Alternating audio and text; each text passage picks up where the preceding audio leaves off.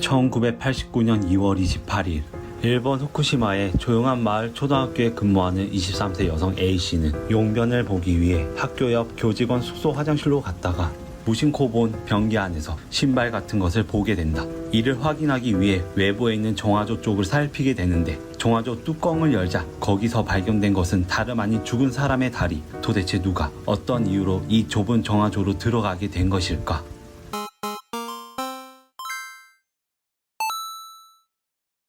A의 신고로 출동한 경찰과 소방대원들이 시신의 발을 잡아당겨 정화조에서 꺼내려고 했으나 정화조가 워낙 좁은 탓에 쉽지 않았고 결국 중장비를 동원하여 정화조를 부순 뒤 시신을 꺼낼 수 있었다. 시신은 윗옷을 벗은 상태였고 벗은 윗옷은 가슴에 돌돌 말아 굳게 쥐고 있었다. 의사는 동사 및 흉부 순환 장애로 사인을 결정한다. 시신의 정체는 10분 정도 떨어진 마을에 사는 26세 남성 칸노 나오유키로 마을에서 평판이 아주 좋은 젊은 청년이었고 후쿠시마 원자력 발전소의 유지 보수를 맡고 있는 하청회사의 직원이었다. 경찰은 칸노 나오유키가 A 교사를 훔쳐보기 위해 정화조에 들어갔다가 빠져나오지 못하여 죽은 것으로 결론 짓는다. 하지만 평판 좋았던 그를 잘 아는 주민들은 이를 인정하지 않고 4천여 명의 주민이 재수사를 촉구하는 서명을 경찰에 제출하기도 하였으나 재수사는 이루어지지 않는다. 이 사건에는 의문점이 많다. 우선 사건 당일은 2월로 날씨가 매우 추운 겨울이었다. 그 추운 겨울에 A를 훔쳐보기 위해 옷을 벗고 정화조에 들어갔다는 것은 상식적으로 말이 안 되는 일이었다. 그리고 정화조에서 신발 한 짝만 발견이 됐는데 나머지 한 짝은 사망자의 집 근처에서 발견이 되고 그의 차는 키가 꽂힌 채 교사 숙소 근처에서 발견이 된다. 무언가 다급한 일이 벌어졌다는 것이 가늠해지는 대목이다. 그리고 사망 추정 시간을 봤을 때 사망 직전 2일간의 행방이 묘연한데 그 2일간 칸노 나오유키를 본 사람은 아무도 없었다.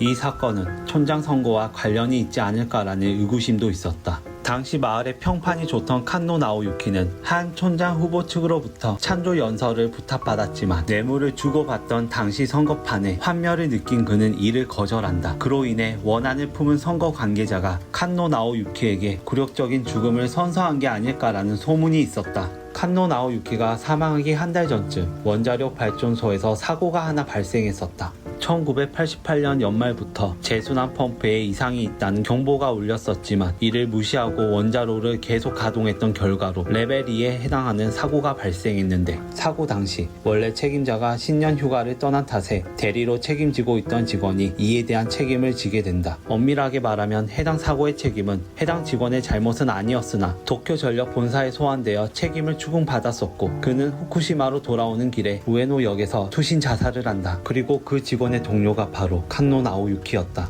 그래서 칸노 나오유키가 투신 자살한 동료 죽음의 진상을 파헤치다가 도쿄 전력을 적으로 돌리게 되었고 결국 의문의 죽음을 당한 것이라는 추측도 있었다. 칸노 나오유키와 A 교사는 생전에 알던 사이였는데 정확히 말하자면 A 교사의 남자친구와 칸노 나오유키가 친구이다. A는 평소 의문의 장난 전화에 시달려서 A의 남자친구와 칸노 나오유키가 해당 통화를 녹음한 뒤 경찰에 신고하였으나 근거가 부족하다는 이유로 수사를 하지 않았고 이에 칸노 나오유키가 장난 전화를 건 사람이 누군지 짐작이 간다는 말을 했다고 한다. 그래서 일각에서는 칸노 나오유키가 장난 전화를 건 사람에게 따지러 갔다가 변을 당한 게 아닐까라는 추측도 있었다.